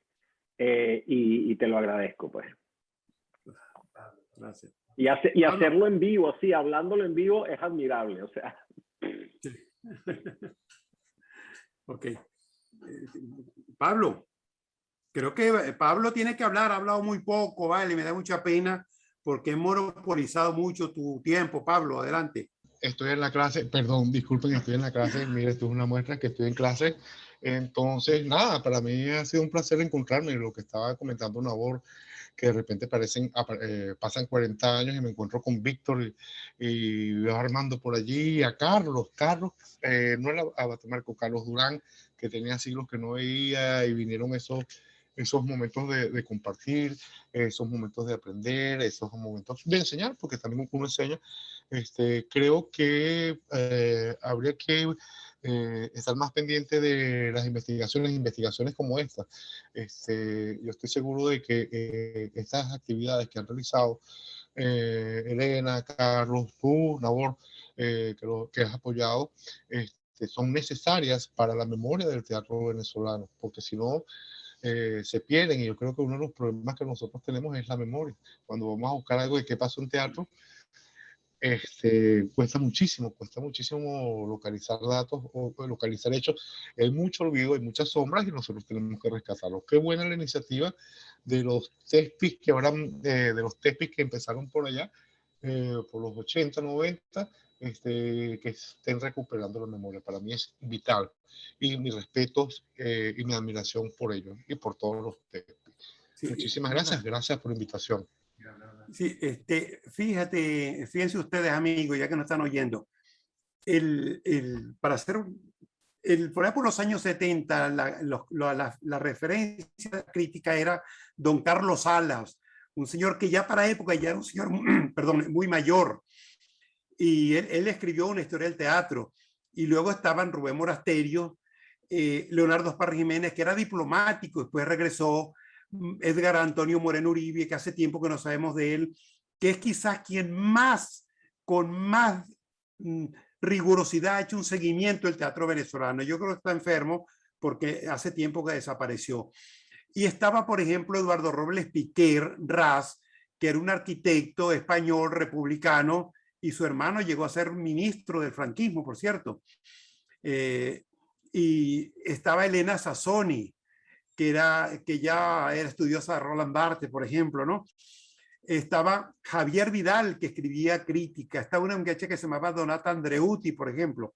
Nosotros, cuando sacamos la revista Escena, que la dirigía Pablo Antillano y la patrocinaba institucionalmente Nicolás Curiel desde el CONAC, algunos de esos críticos nos cayeron encima y nos decían que éramos unos analfabetas y nos dieron muy duro, entre ellos Javier Vidal y Moreno Uribe, nos atacaron muy duro.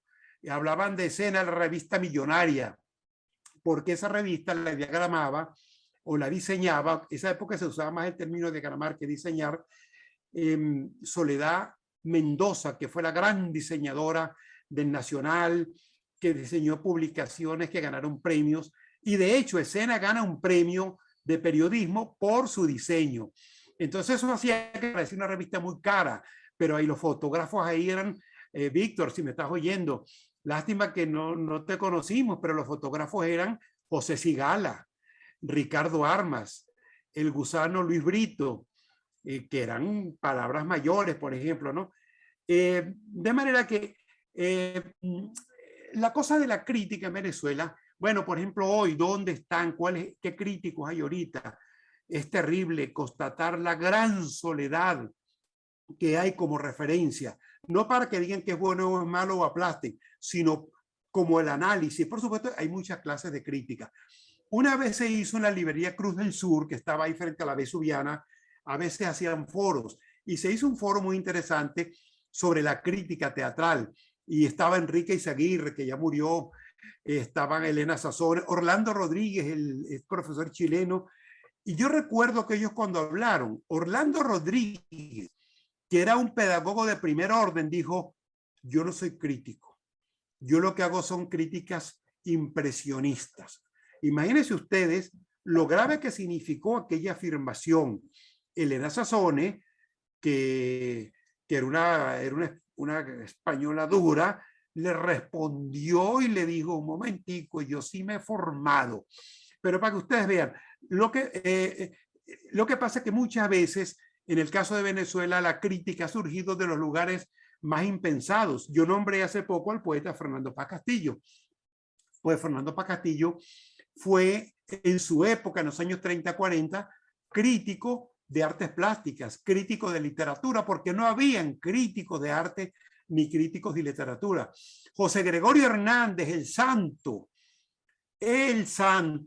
trujillano, cerca de donde nací yo, él hizo críticas de artes plásticas, porque eran los hombres, eran los hombres que tenían conocimiento. Este hombre hablaba idioma, conocía el cuerpo humano, y un hombre que conoce el cuerpo humano, como él, que era histiólogo, que se fue su especialidad a los tejidos, tiene que saber mucho más de lo que el cuerpo está diciendo. Y además, por ser un hombre bueno, por ser un santo, como ya casi lo es, le falta un poquitico, vamos a empujar, para ver si tenemos una palanca grande en el cielo. Bueno, él hizo crítica también. De manera que, bueno, como le tocó, por ejemplo, a Alfredo Bulto, pero Alfredo Bulto sí era artista, fue un gran fotógrafo, fue coleccionista. Miguel Otero Silva, por ejemplo.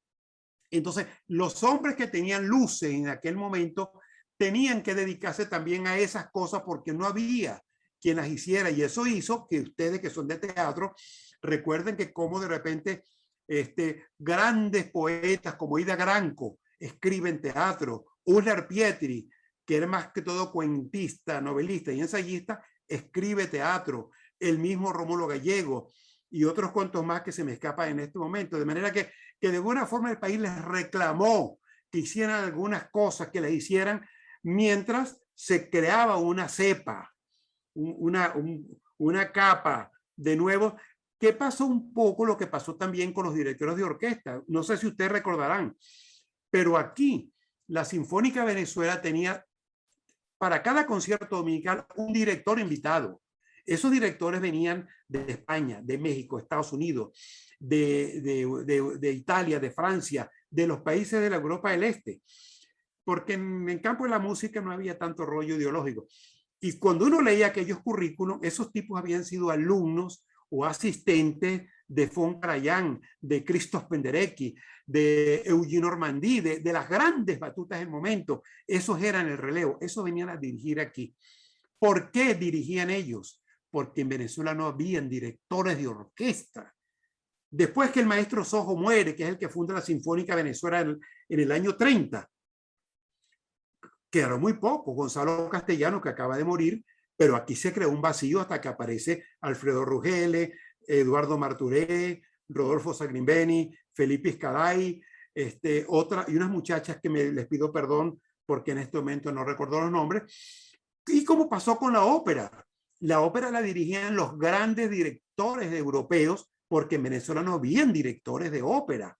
Entonces, Alain Lombard, por ejemplo, que es el director, que fue hace poco el director de la orquesta de la Ópera de París, donde ahora Dudamel es el director. Vean ustedes, un venezolano, un muchacho de Barquisimeto, está ocupando el puesto de aquel monstruo de la dirección orquestal ahí en París. Bueno, ese señor venía aquí, como vino la mamá de Plácido Domingo, que se llamaba Pepita Enville, como vinieron esas grandes figuras, porque aquí no habían cantantes. Por ejemplo, por supuesto, Morelá Muñoz, una voz bellísima, pero ella no era una cantante de ópera.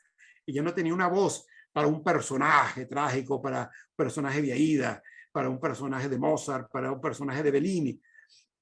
Como tampoco lo era, siendo una extraordinaria cantante, nuestra gran Fedora Alemán, una de las voces más exquisitas que yo he escuchado en mi vida. Entonces, formar esos cantantes con ese carácter, que quién va a ser Leporello, quién hace Aida, quién hace Carmen, quién hace Don José, quién es Don Giovanni, eso cuesta mucho formar esos actores, ese carácter de voz, y con el tiempo se han ido formando, de manera que Venezuela, ese país joven, en esos años, de esos años 70, 80, 90, se formó una capa de gente brillante en todas las áreas, en la arquitectura. Ustedes que están afuera se darán cuenta que hay una cantidad de arquitectos venezolanos imponiendo la estética de la arquitectura venezolana allá, pero sin el ladrillo, sin nuestro trópico, sino con los materiales que ellos construyen, con sus necesidades habitacionales, climáticas, pero con ese concepto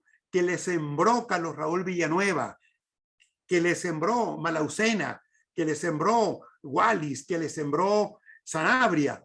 Esos muchachos, así como ustedes están ahorita por los Zoom que ustedes leyeron, haciendo maravillas afuera, también lo están haciendo, como lo hacen nuestros médicos, como lo están haciendo otros profesionales. Esa gente que se formó y que tristemente se va y están dejando un hueco muy grande aquí en Venezuela, un cráter terrible en materia de profesionales. Bueno, pero ellos están haciendo cosas en otros países y no está mal que le demos a otra gente nuestro conocimiento, nuestra sabiduría, nuestra preparación, nuestros oficios, porque a fin de cuentas, ¿quiénes formaron a los valores venezolanos en la posguerra?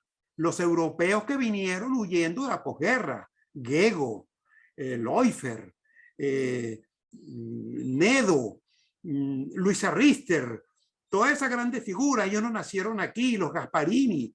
Si esa gente no hubiera venido a Venezuela, si no ocurre la Segunda Guerra Mundial, los Abatemarco no habrían venido a este país, los Brozovsky no habían venido a este país. Esa gente vino por un hecho trágico, pero aquí llegaron y lo que hoy es este país de sabroso, de cojonudo, se lo debemos a esos coños de madres que amamos y que queremos profundamente. Mire, mi querido, yo voy a abrir el micrófono porque esto está demasiado sabroso y yo no puedo dejar esto. Unos 15 minutos más, abran los micrófonos y todos los que quieran conversar, de verdad, esto es un momento único y por favor tenemos que disfrutarlo. Nabor, qué ricura, Nabor. Qué sabroso.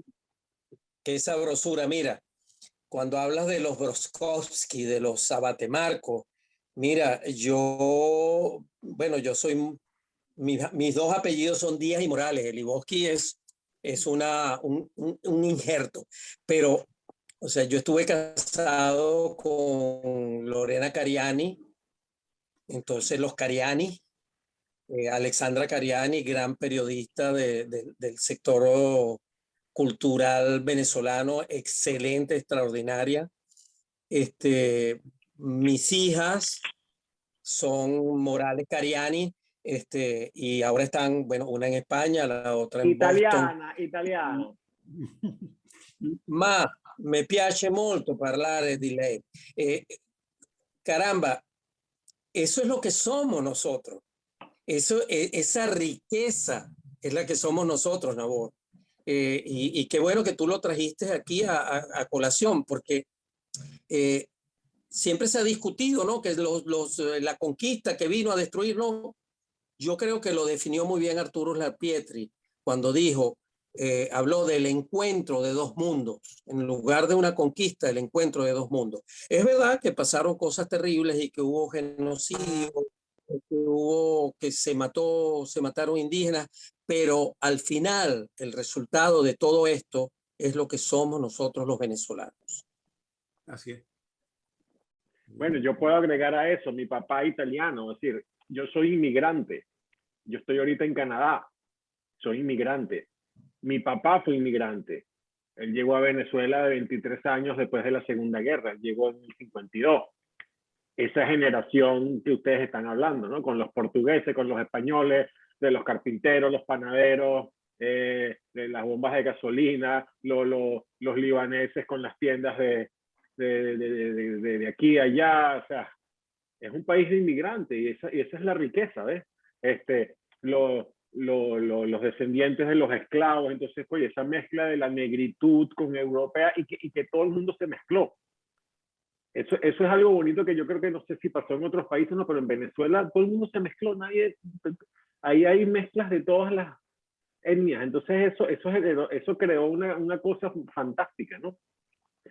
Y entonces aquí en Canadá es eso, pues es un país de inmigrantes también, es decir, entonces el concepto de identidad de un país a veces es una cosa muy vaga y a veces es como fútil describir, que es un venezolano, que es un canadiense, o sea, porque la historia se repite, aquí se está repitiendo, o sea, mi papá se fue de un sitio donde había un caos, o sea, ¿verdad? Lo llevó a irse porque como yo lo defino, el ecosistema donde tú estabas dejó de funcionar, ¿verdad? O sea, tú no puedes desarrollarte como persona, ese fue mi caso personal el ecosistema dejó de funcionar, tú te fuiste para otro ecosistema donde tú puedes desarrollarte como persona, la vida es muy corta, ¿no?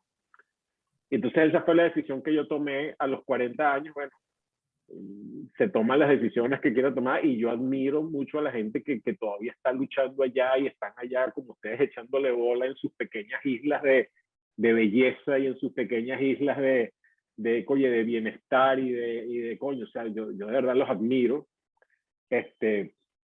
Y bueno, como digo, o sea, si me gano la lotería, yo le mando pasajes a todos y nos reunimos no sé, en Margarita, en un lugar ahí, o sea, en una playa bien de ping, en Los Roques, donde sea, y hacemos una fiesta, o sea, no sé. Eso es lo que quería decir. O sea, la cuestión de la inmigración, pues, es decir, moverse de un ecosistema productivo a otro. Entonces, bueno, y cada cosa tiene su precio, ¿no?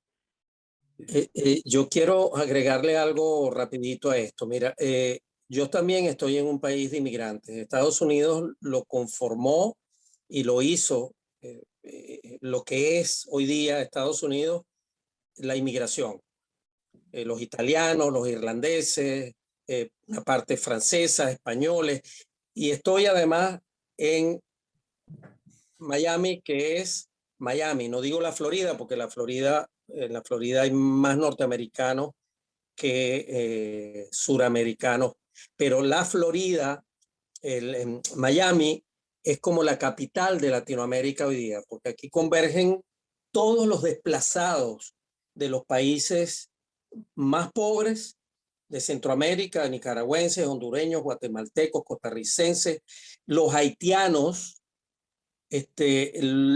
obviamente los de Cuba, tanto los que se vinieron como balseros y siguen llegando aún, como los que vinieron con el Mariel, porque Venezuela era una garantía de llegar, por una parte por el idioma, pero por el otro lado era una garantía de llegar y poder obtener rápidamente el sustento para la familia, rápidamente tener un trabajo, rápidamente, incluso si eras emprendedor, poder, iniciar un pequeño negocio y tener éxito.